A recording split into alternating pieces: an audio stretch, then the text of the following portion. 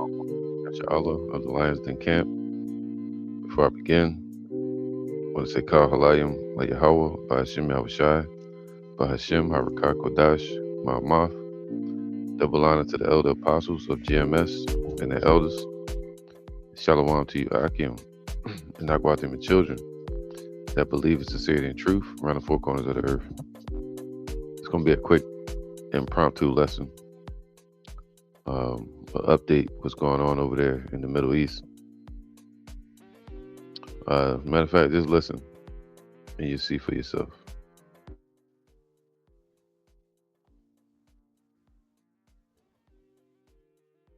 Listen to this. Sure, you've all heard the expression that a friend does not let a friend drive drunk. Well, the United States has been driving drunk for quite some time, and that dangerous behavior has to some extent been encouraged by Israel and its many supporters in Washington. I also would not doubt that Israel, accustomed to behaving with impunity towards its alleged friend and patron in Washington, might manufacture a pretext to draw the U.S. into a new conflict. If the United States' dangerous behavior has to some extent been encouraged by Israel and its many supporters in Washington, I also would not doubt that Israel, accustomed to behaving with impunity towards its alleged friend and patron in Washington, might manufacture a pretext to draw the U.S. into a new conflict. If the United States goes to war with Iran in the near future, it will not be because Tehran actually threatens America. It will be because Israel and its powerful lobby in the U.S. have succeeded in creating an essentially false casus belli to mandate such action. While it Everyone, let's remember that. Mhm. He warned people it would not be because Iran attacked the U.S., it's because Israel has moved forward with this persuasion of the United States to get the U.S. involved. The reality is Israel knows they cannot beat Iran on their own. Benjamin Netanyahu for years has been trying to get the U.S. involved in some type of conflict with Iran, just like he convinced the U.S. that they needed to get involved in Iraq. And we all know how that turned out. This would require American troops. This is not something that... All right, so you heard it for yourself. All right, so let's let's go to some scripture. Because we know a lot of those countries in the Middle East, they call the U.S. Big Satan. They call Israel Little Satan. All right, so Israel would be the least among those satanic groups of countries amongst Esau. So I'm gonna get this real quick.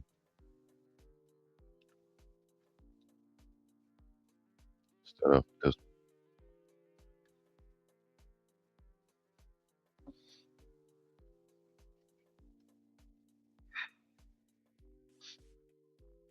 This is Jeremiah 50 and 45.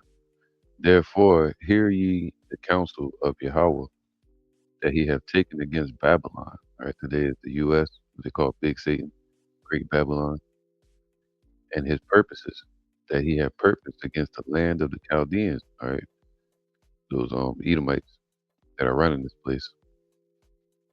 Surely the least of the flock shall draw them out, man. All right, the least of their flock,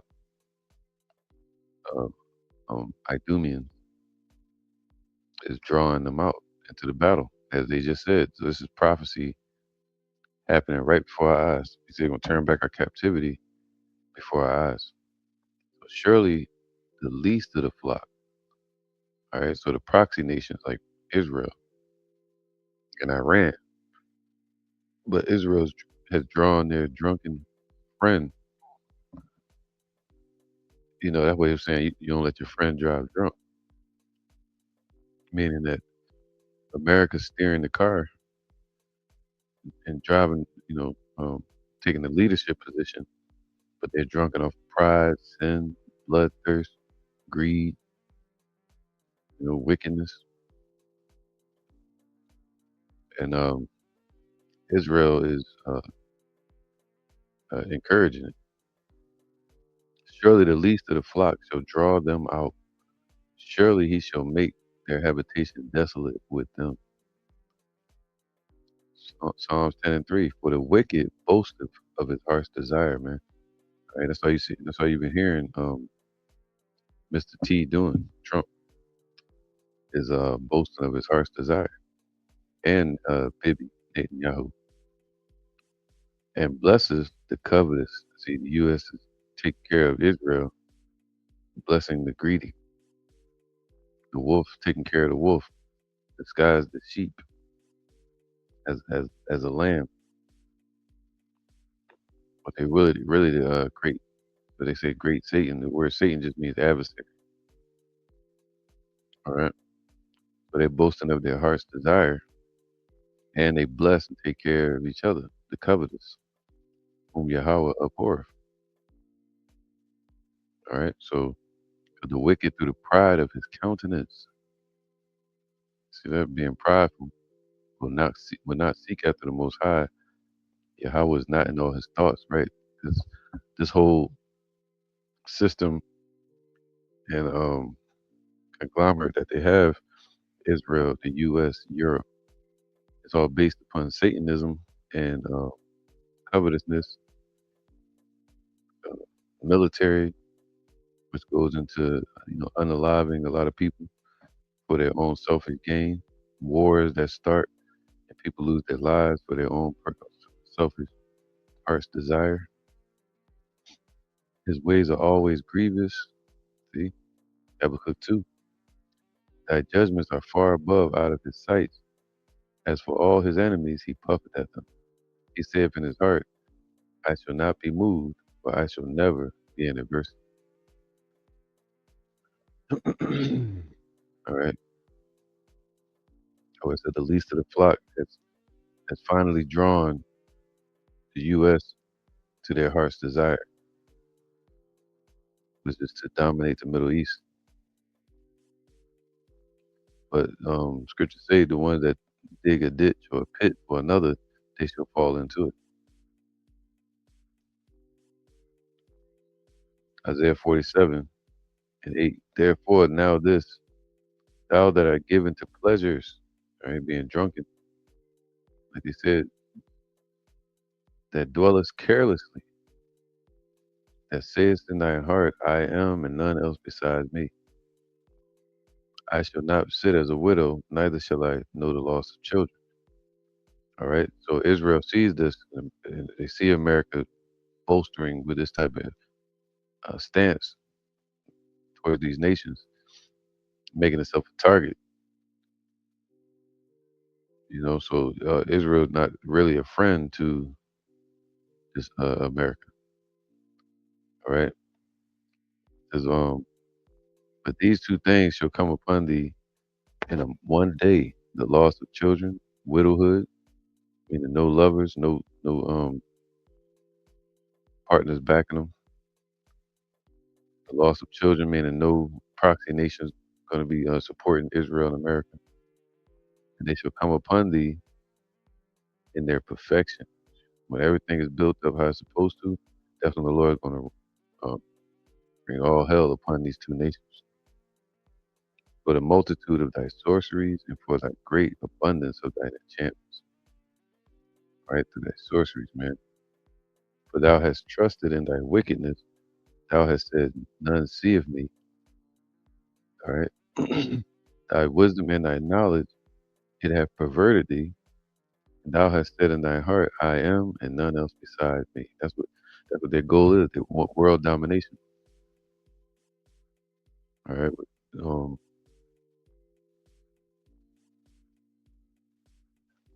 right. So Habakkuk 2 and 3. For the vision is yet for an appointed time. The prophecy is for an appointed time. The Most High is holding things back, moving some things forward, holding some things back, moving some things forward, controlling the time that we're in. The prophecies. But at the end, it shall speak. What's going to speak? The vision, the prophecies. Right? And not lie. Though it tarry, wait for it, because it will surely come. It will not tarry. So these things are happening right now. we've been prophesying for a long time that Israel's going to draw the U.S. into the battle, and we're witnessing it happen right now. And we said, though it tarry, wait for it, but it's surely going to come. Right? Seeming, meaning, even though it's happening, people still can't believe it. And while they still stuck in their unbelief, the next prophecy is going to be happening.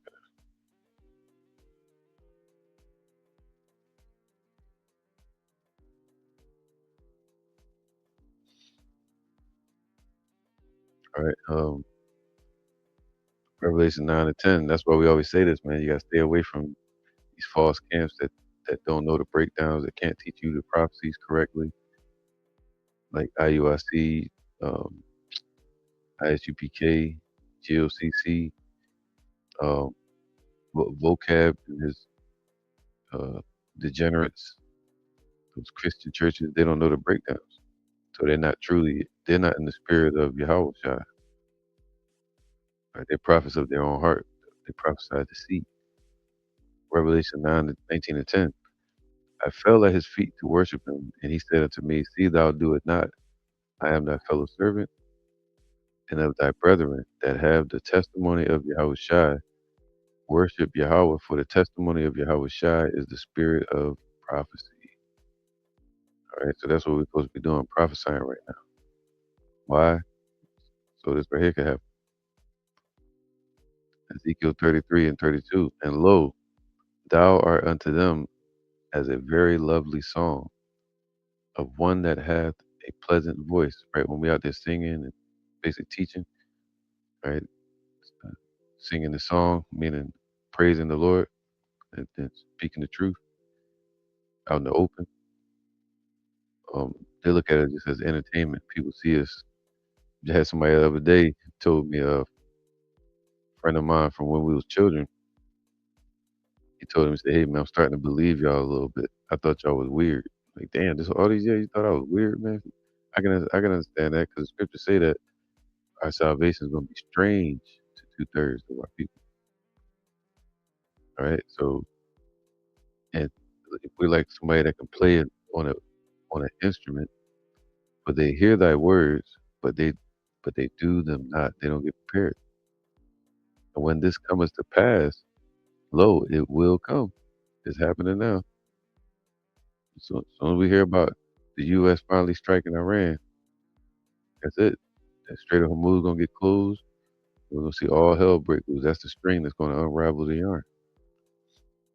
It's gonna be an economic uh, destruction at first.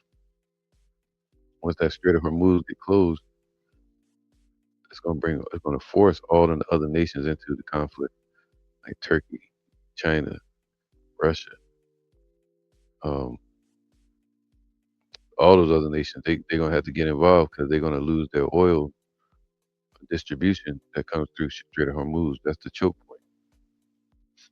And if Iran puts mines, to explode in the Strait of Hormuz, nobody can bring their ships through.